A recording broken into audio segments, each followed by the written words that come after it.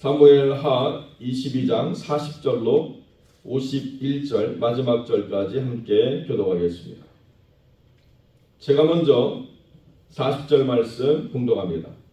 이는 주께서 내게 전쟁하게 하려고 능력으로 내게 띠띠우사 일어나 나를 치는 자를 내게 굴복하게 하셨사오며 주께서 또 내 원수들이 등을 내게로 향하게 하시고 내게 나를 미워하는 자를 끊어버리게 하셨습니다.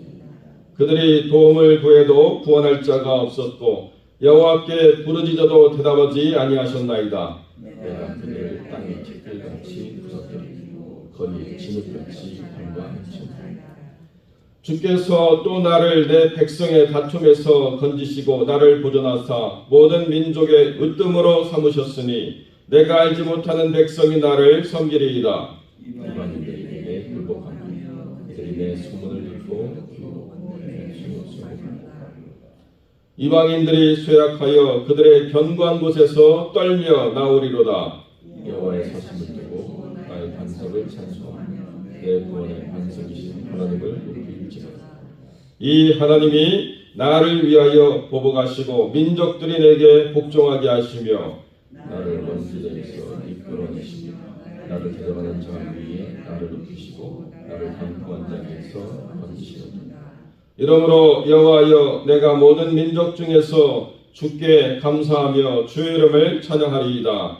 여호와께서 그의 왕에게 큰 구원을 주시며 기름 부음 받은 자에게 인자를 베푸시며 영원하도록 다윗과 그 후손에게로다 하였더라. 아멘. 본문의 말씀을 가지고 하나님 나라를 위한 싸움이라는 제목으로 이 말씀을 함께 나누겠습니다. 다윗 인생의 전쟁의 광으로 다윗이 사람을 죽이고 피를 흘리는 것을 즐거워하는 사람이기 때문에 평생 그렇게 칼이 그 사람의 손에서 떠나지 않았다 이렇게 말할 수는 없습니다. 누구도 평화를 원하고 안정을 원하고 누구도 싸우지 않고 관계를 이어가는 것들을 원하는 것이 사람의 본성이죠. 그러나 40절에 다윗이 뭐라고 고백하느냐? 하나님께서 내게 싸우도록 하셨다. 그래서 나를 능력으로 띠띠우시고 일어나서 나를 치는 자를 굴복하게 하시고 원수들을 등 돌리게 하시고 미워하는 자를 끊어버리게 하신 역사를 하나님이 이루었다라고 이렇게 말씀하고 있습니다.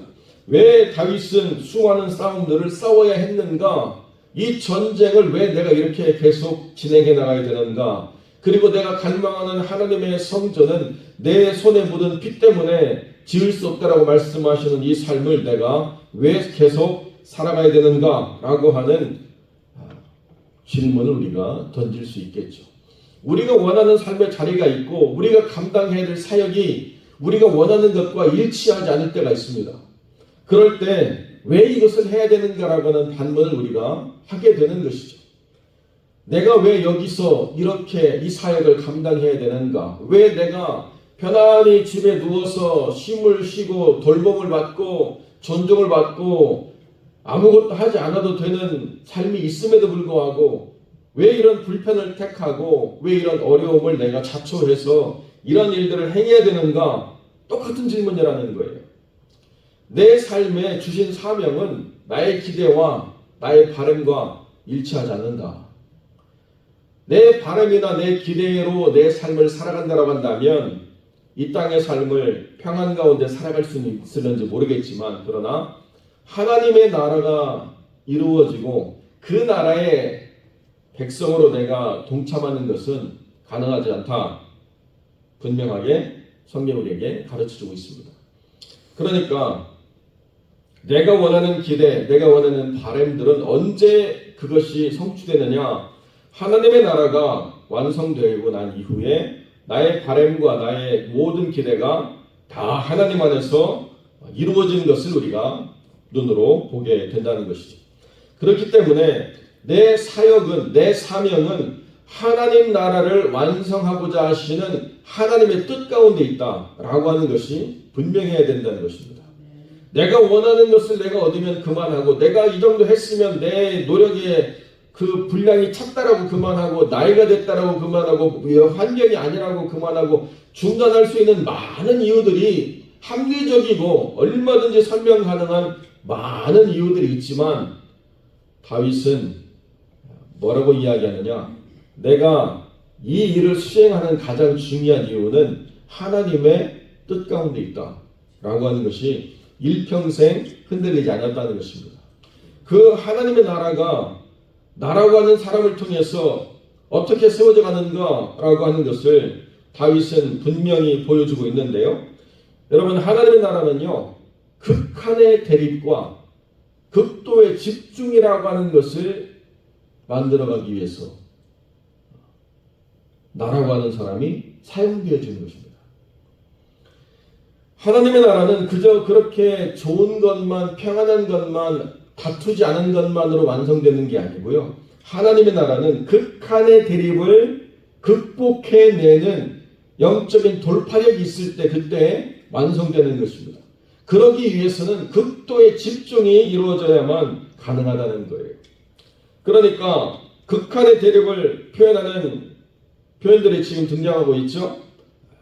나를 치는 자 굴복하게 하는 역사로, 그리고 내 원수들을 등 돌려서 도망가게 하는 역사로, 그리고 나를 미워하는 자가 끊어짐을 당하는 역사로 이루어지도록 하는 이 모든 것이 하나님께서 나를 통해서 이 하나님의 나라를 확장시키는 과정 가운데 필연적으로 일어나는 그 결과라는 것입니다. 그렇기 때문에 내가 원하든 원하지 않든 이 영적 싸움의 현장에 있다라고 하는 것은 나로 무엇을 위해서 싸우는가를 끊임없이 질문하고 확인하는 그런 과정들을 우리가 세워가야 된다는 것입니다. 내가 왜 이런 노력과 수고를 감당해야 되는가? 사람 때문이 아니라는 것입니다. 내가 이 노력과 수고를 감당할 수 있는 것은 내가 할 수 있기 때문도 아니라는 것이죠. 어제 우리가 함께 나눴던 것처럼 하나님께서 내게 놋화를 던지시고 이걸로 싸우라고 이야기할 때 우리는 그것으로 싸울 수가 없는 존재들이라는 것입니다. 하나님께서 우리를 그것으로 싸울 수 있도록 우리의 손을 가르치고 싸우게 하시니 내 팔이 놋화를 당기고 있습니다라고 고백하는 이 고백이 우리의 싸움의 실제라는 것입니다. 그러니까 하나님 나라가 확장되기 위해서는 감추어진 악이나 숨어있는 대적들을 그저 포용으로 다 감싸고 끝나는 것이 아니라요,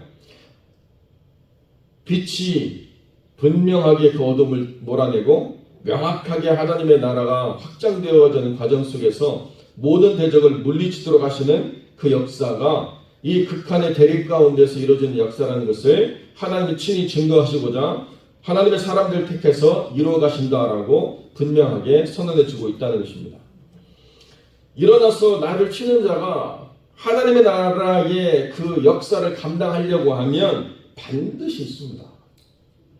그 대적을 하나님이 굴복시키지 아니하시면 우리가 그것을 감당할 수가 없는데, 일어나 나를 치는 자를 내게 굴복하게 하나님이 하셨다라고 성경 우리에게 말씀하고 있습니다.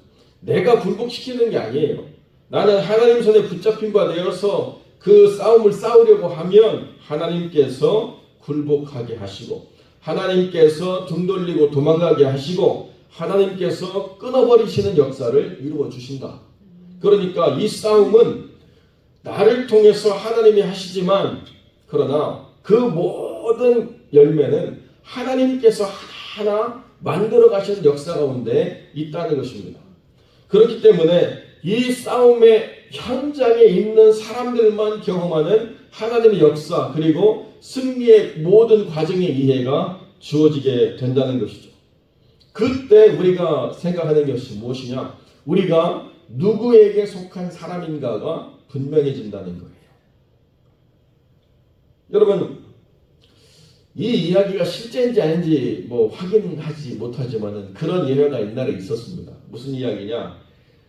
독일이 제2차 세계대전을 일으켜가지고 프랑스를 완전히 점령해서 그 프랑스의 독일 입맛대로 만들어지는 그 권력층을 만들어 놓고 이렇게 독일이 프랑스를 장악해 나가는 과정에서 사람들을 많이 힘들게 했지 않습니까?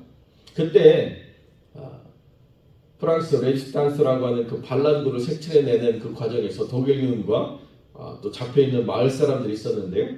그 독일군 장교가 누구 편이냐고 이렇게 물어보는데 거기 어떤 사람이 나는 아무 사람의 편도 되고 싶지 않다 이렇게 이야기했습니다.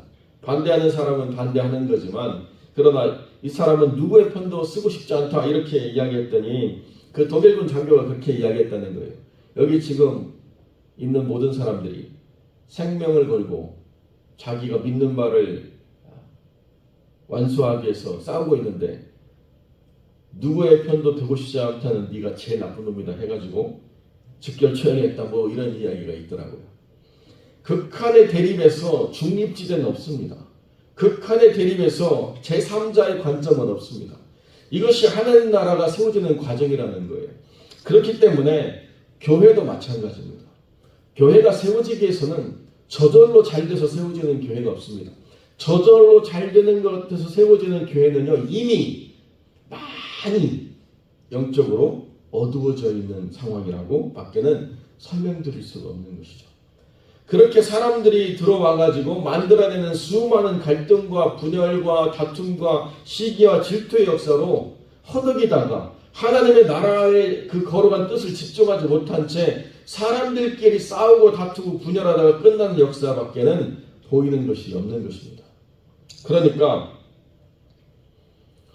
여기 다윗이 하나님의 뜻대로 그 나라를 세워갈 때 2만 명, 3만 명, 5만 명, 10만 명 주신 것이 아니에요. 사울은 군사를 일으키면 수십만 명이 모였지만 다윗은 단 400명으로 시작했습니다. 왜 그렇게 시작해야 되느냐? 극한의 집중이 필요하기 때문에 그렇다는 거죠. 그 400명이 600명 되는 게 10년 걸렸습니다. 그리고 난 다음에 그 600명에서 그 33명의 용사를 끌어내고 또 3명의 용사를 압축해서 싸움을 이끌어가는 지도력을 가진 사람들을 키워내는 것에 집중을 했다는 거예요. 단순히 많은 사람들을 끌어모아가지고 연합군 가지고 이스라엘 사람들을 치려고 했다가 그 군대가 박살나는 역사를 성경이 보여주죠. 숫자를 가지고 끌어모아가지고 그들이 이길 것 같지만 여러분 집중의 힘, 극도의 집중의 힘을 이기는 것이 얼마나 어려운 것이냐를 보여주는 것이죠. 여러분 물도 압축하면요 바위를 자르는 톱처럼 씁니다. 그렇잖아요? 꼭 톱에다가 금강석 붙여가지고 그걸로 갈아내면서 바위를 자르는 법도 있지만 요즘은요 수압을 극도로 높여서 엄청난 압력으로 물을 쏟아내니까 물이 쇠보다 강하게 되고 그것으로 아무런 흠결 없이 매끄럽게 잘리는 돌의 표면을 만들어내더라고요. 집중의 힘 아닙니까? 하나님의 나라는 이 사람 저 사람의 의견을 통합해가지고 이 사람 저 사람의 마음에 맞게 만들어가는 그런 나라가 아니에요. 하나님의 나라는 오직 왕 대신 하나님의 마음에 맞는가만 따지는 것입니다. 하나님의 마음에 맞도록 살아가겠다라고 집중하는 사람들을 통해서 하나님의 나라가 서게 된다는 거예요. 이 사람 소리 듣고 저 사람 삐칠까봐 염려하고 저 사람이 싫어하는 거 못하고 피해가고 돌아가고 못하고 안 하다가 결국에는 어떤 일이 일어나느냐? 하나님의 마음에 합한 일을 감당하지 못하고 그냥 사람끼리 좋은 일로 끝나는 역사밖에는 주어지지 않는다. 이것이 극한의 집중을 필요로 하는 영적 전쟁 가운데서 준비되지 않은 사람들의 삶의 모습이라는 것입니다. 하나님께서 집중하라고 하실 때는 때로는 사람들의 마음에 불평과 원망이 있어도 나가야 돼요. 모세가 가나안 땅으로 이끌고 가자 할 때 얼마나 수많은 사람들의 불평과 원망이 있었습니까? 우리가 애굽에서 종살이 할 때는 여러 가지 야채도 먹었고 고기도 먹었고 여러 가지 것들로 우리의 입에 만족을 주었는데 왜 우리가 매일 그 지긋지긋한 갓 구운 과자 같은 만나만 먹어야 됩니까?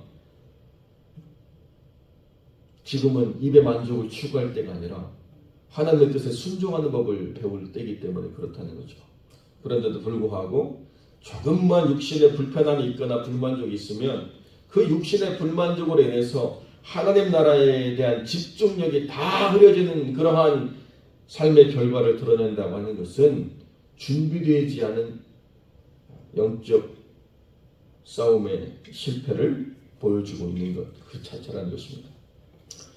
하나님께서 우리를 이끄실 때에 우리가 준비할 게 뭐냐? 무기가 아니에요. 전략이 아니에요. 사람의 숫자가 아니에요. 우리가 준비해야 될 것은 철저하게 하나님께만 집중된 믿음의 삶이라는 것입니다.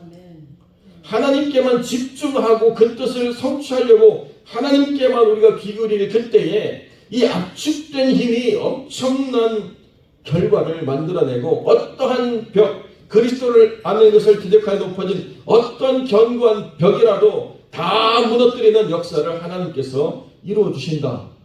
이것이 우리가 경험하는 것입니다. 그래서 그 요단강 건너서 싸운 첫 성, 그 여리고성에서 하나님이 이 전쟁은 힘으로 능으로 되는 것이 아니고 오직 나의 신으로 말미암아 된다라고 말씀하시는 그 스가랴 4장 6절의 말씀처럼 성령을 의지하여서 주님과 동행하는 가운데 걸음걸음 내딛었더니 그 무엇으로도 무너지지 아니하는 여리고성이 다 무너져 버렸다. 이것이 하나님께서 이루고자 하시는 영적 싸움의 원리라는 것입니다. 주님께 집중하면요, 우리 손에 뭐가 있는지, 우리 통장에 얼마가 있는지, 우리 생각이 얼마나 뛰어난지, 우리 주변에 얼마나 많은 사람들이 있는지 아무런 의미가 없다는 거예요. 여러분, 1960년대, 70년대 교회는요, 정말 볼품없는 것이었습니다. 정말 힘들고 어려운 사람들이 와서 그 삶의 위로받고 돌아가는 자리였습니다. 지금 얼마나 한국의 교회가 멋지고 풍성하고 잘 되어 있습니까? 그런데요, 그때를 이끌었던 영적 군사들을 찾기가 너무나도 어려운 시대를 보고 있는 것이죠. 그렇게 좋아진 환경, 그렇게 좋아진 삶의 자리, 그렇게 좋아진 풍성함에 가득한 자리 속에서 정말 하나님께 집중하는 삶을 본다는 것은 너무나도 쉽지 않은 상황이 되어버렸다는 것입니다. 사람들은 고급스러워지고, 사람들은 더 지적으로 풍성해지고, 사람들은 더 교양 있게 하나님을 믿어가는 것 같은데요. 교양도, 지적인 풍성함도, 물질적인 풍요도 담을 수 없는 하나님께 집중된 힘이라고 하는 것이 찾아보기 어려운 세상을 우리가 보고 있다는 것입니다. 하나님 나라의 사명자들은 영적 전쟁의 승리를 가지고 주님을 만나는 사람들입니다. 그냥 어디 관광 가듯 둘러보고 시찰해서 나 어디 갔다 왔어라고 말하는 캠프 참여가 아니라는 거예요. 하나님 나라의 사명자들은 그 싸움의 현장 가운데서 우리를 이기게 하신 하나님의 뜻을 좇아서 끝까지 그 싸움을 승리의 내기로 결단하고 하나님께만 집중하는 삶을 살아낼 때, 그때 어떤 벽이라도, 어떤 장이라도, 어떤 회망이라도 그 모든 것들을 끊어버리는 역사를 하나님께서 만들어내신다. 이것이 성경이 우리에게 주는 핵심 가치라는 것입니다. 저는 가끔씩 좀 하나님의 역사가 참 좋게 표현하면 놀랍고 한편으로 표현하면 좀 아쉽고 이런 생각이 드는데요. 무슨 말씀이냐? 멀리서 기도 요청하는 기도는요, 하나님께서 바로바로 응답해 주시는 때가 참 많아요. 제가 여기서 현장 가운데서 정말 하나님께서 역사하시길 기도하는 것은 정말 좀 더디고 느린데, 멀리서 기도 요청하는 기도를 하나님이 즉시로 응답하세요. 어떤 권사님이 기도 요청하시는데요, 또 참 감사하게도 잘 기도가 응답이 됐어요. 그분의 삶이 결코 쉽지 않았는데 혼자 여자의 몸으로 삶을 살아내기가 어려운 상황 가운데서 하나님께서 큰 은혜를 주셔가지고 많은 물질의 복을 하나님이 주셨다고 요 며칠 전에 말씀하시면서 이제 내 평생 죄 몸된 교회를 위해서 내가 후회 없이 이거 다 하나님 영광을 위해서 쓸 작정을 하고 세워가고 있습니다. 교회가 진 빚 내가 다 갚고요. 그리고 돈이 남으면 선교를 위해서 다 쓰고 하나님 만나겠습니다. 이렇게 막 이야기하시더라고요. 그러니까 어떻게 보면 혼자 된 게 은혜 아닙니까? 남편 눈치 봐야 되고 자식 눈치 봐야 되고 여러 사람들 말 맞춰가지고 이거 어떻게 쓸까 고민해야 되는데요. 하나님께만 집중하니까요. 평생 살아갈 삶의 의미와 목적을 하나님께 찾고 살아가더라고요. 여러분, 사람의 관점으로 보면 불쌍한 과부, 불쌍한 삶인데요. 하나님의 관점에서 보면 영적 전쟁의 승리자로 살아가고 있는 삶이라는 것입니다. 우리 눈으로 보는 것이 삶의 실체가 아니라는 거예요. 하나님께서는 지금 우리가 있는 삶의 자리가 영적으로 싸워나야 될 전쟁의 터라고 하는 것을 분명히 가르쳐 주시고 이 교회가 또 이 교회 구성원이신 성도 여러분들이 다 이 전쟁에서 하나님은 승리되기를 원하신다. 그 부르신 이의 뜻대로 하나님께만 집중함으로 믿음의 승리를 가지고 하나님 만나는 성공하는 그리스도인, 충성된 주님의 일꾼으로 세워져가는 복된 영혼들이 되시기를 주님의 이름으로 간절히 축원드립니다.